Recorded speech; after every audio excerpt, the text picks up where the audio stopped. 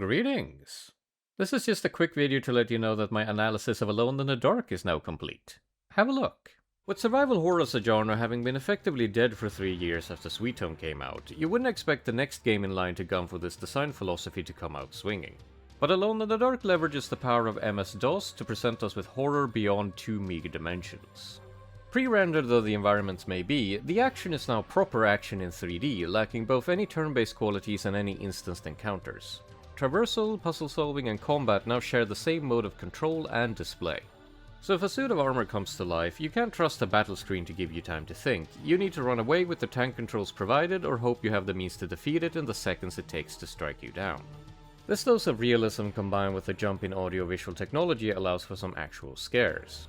They may have aged out of effectiveness, but the framing and the sound design still carries the designer's clear intent and a faint echo of the many pants that were shat when this zombie chicken made its appearance. All of this does wonders for immersion, putting you right in the shoes of our silent protagonists who share very simple goals with you.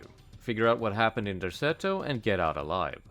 Speaking of Lovecraftian material, you can of course find yourself copies of the Necronomicon and De Vermis Mysteries to read, neither of which take very kindly to the act.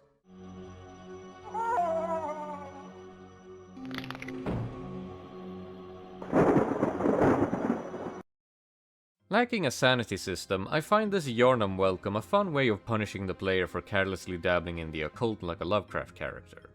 I've played through many a game with less than stellar input queuing, but this is probably the worst I've ever felt. Even after hours of play, I just cannot figure out how they programmed this garbage. I think you can make do with a mere double tap, but the timing is incomprehensible. As always, you can find the full thing linked in the description. This turned into a bigger project than expected, but it was an excellent creative canvas for testing out some new ideas. I'm very happy with how it turned out, and I hope people like it.